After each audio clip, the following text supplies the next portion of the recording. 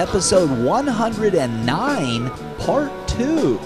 We're in the process of breaking down a 14-year-old, 300-gallon living coral reef tank. We're going to be setting up a 400-gallon bow front fish-only system, but we need to get the old 300 dismantled first.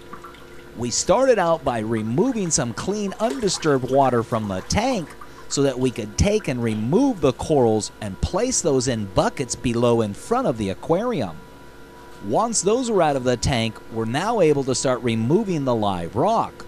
We discussed the advantages and disadvantages of wearing handwear, or in this case, rubber gloves.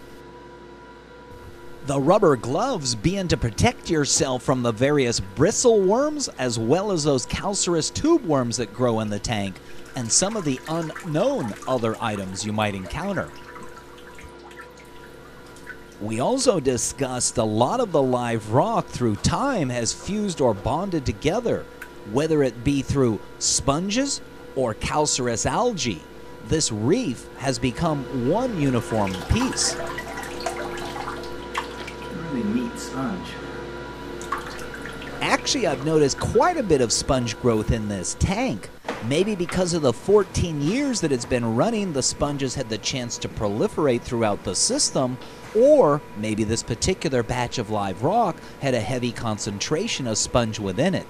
Sponges are part of what holds a coral reef or all of that live rock together.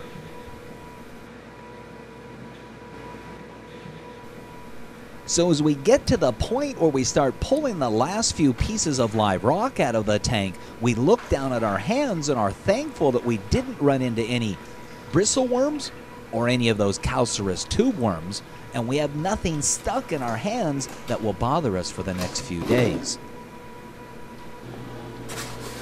So we kind of lucked out. There's that curlicue anemone, which I feared was probably a little on the stingy side, and that last batch of rocks that we took out, he was attached to, and easily I was able to tickle him off his rock. So he's totally separate now.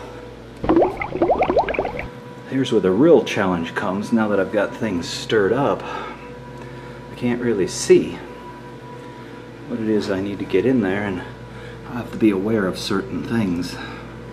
So I think what I'm going to end up doing is pumping out some of the water.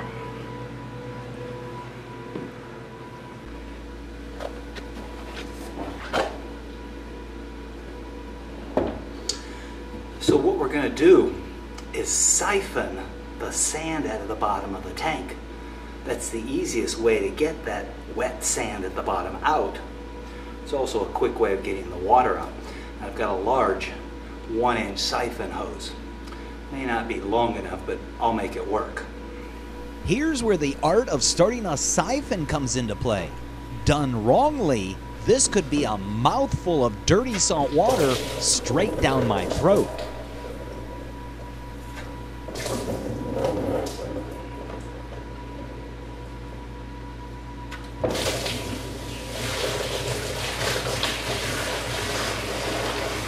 For me, this is the easiest way to get all that sand at the bottom of the tank out. Depending upon the size of the siphon hose you use, you can probably siphon out large granule gravel as well. Getting the siphon started just might be the hardest part of siphoning the sand out of the tank.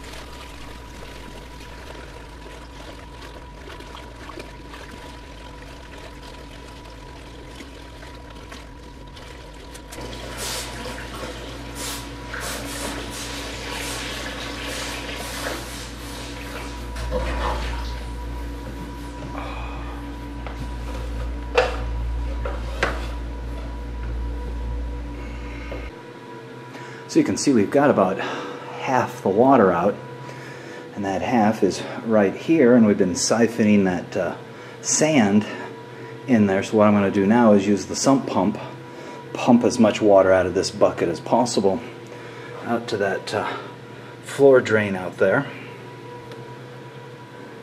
and then we'll do the other side. I have a little giant sump pump or a utility pump that has worked out real well for applications just like this. So we've got our sump pump inside there, and we are pumping that old dirty water down the drain.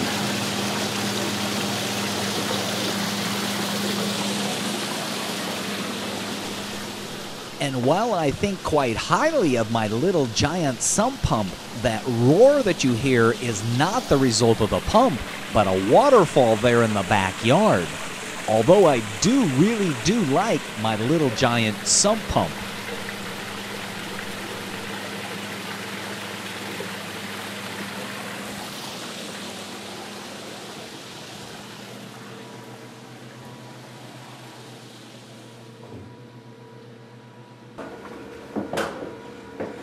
We'll go ahead and siphon the other side. The trick this time is going to be starting the siphon with a tank half empty. It makes it difficult to get going.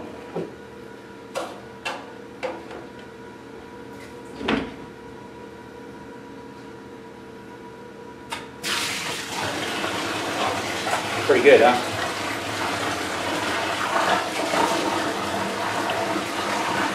Tropical Fish Hobbyist magazine has been the authoritative source for aquarium keepers since the first legendary issue rolled off the presses in 1952.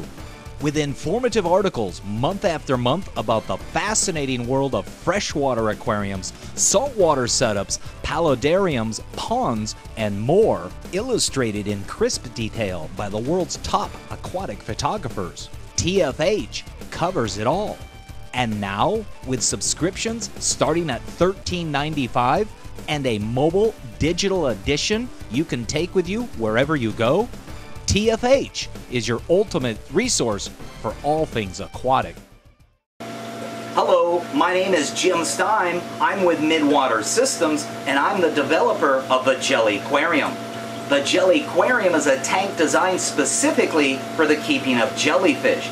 I offer 5 different sizes of tanks designed to be built into a wall or a freestanding cabinet.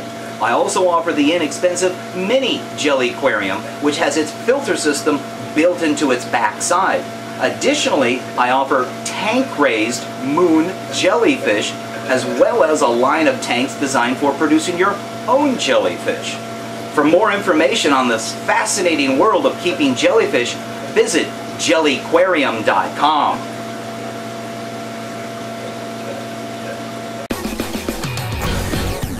Are you ready for the Marine Aquarium Expo this coming March 31st through April 1st of 2012? This is the largest aquarium consumer trade show in North America and a destination spot for marine hobbyists. Held at the newly remodeled OC Fair and Event Center and featuring over 100 exhibitors, speakers, demonstrations, and a huge product raffle. There's even a fin zone for entertaining young hobbyists. That's the Marine Aquarium Expo at the Orange County Fairgrounds this coming March 31st through April 1st, 2012, Saturday 10 a.m. to 6 p.m., Sunday 11 a.m. to 5 p.m.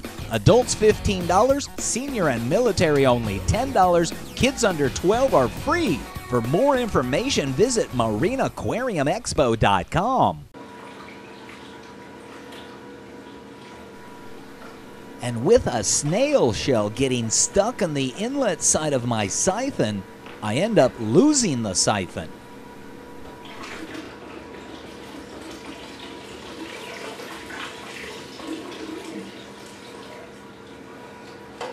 Lost our siphon.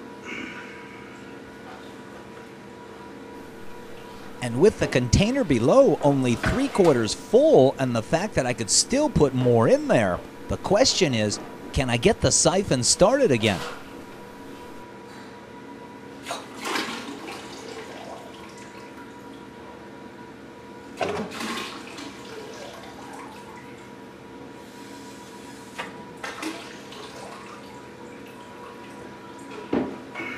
I ain't gonna be able to start the siphon.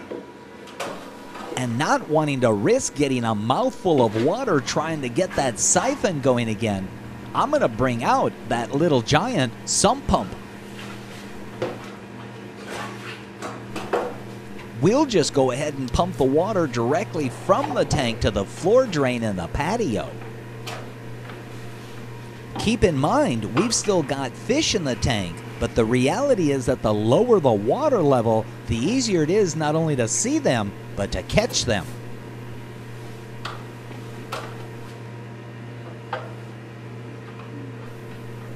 And if you remember, we took clean, clear, undisturbed water out of the tank in the beginning, and we've still got that down to the side. Now's the opportune time to start catching some of those fish. So with the water level way down, we can begin to actually collect or catch the fish.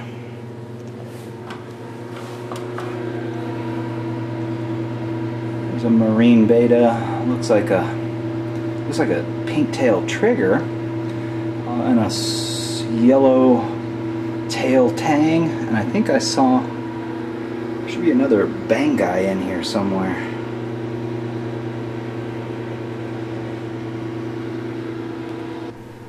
So as I catch the last few fish out of the tank, in review, there is a process for removing or breaking down a living coral reef tank. We started out first by removing clean, undisturbed water into 5-gallon buckets down below. We then moved a number of the living corals into these 5-gallon buckets. The remaining live rock was then removed and placed into styrofoam containers. The sand was siphoned out of the tank into a large container that we in turn used a utility pump to move that into a floor drain outside. With the water level low in the tank, it made it much easier for catching the fish, and this is the whole point of removing undisturbed water from the tank in the beginning, is the fish will be the biggest consumers of oxygen, and the fact that they're stressed, they'll consume even more oxygen. We've got clean, undisturbed water to place them into. This makes for the least stressful environment possible. So a few more big rocks down inside there, along with some smaller rocks, as well as the sand that we didn't get a chance to finish siphoning out earlier.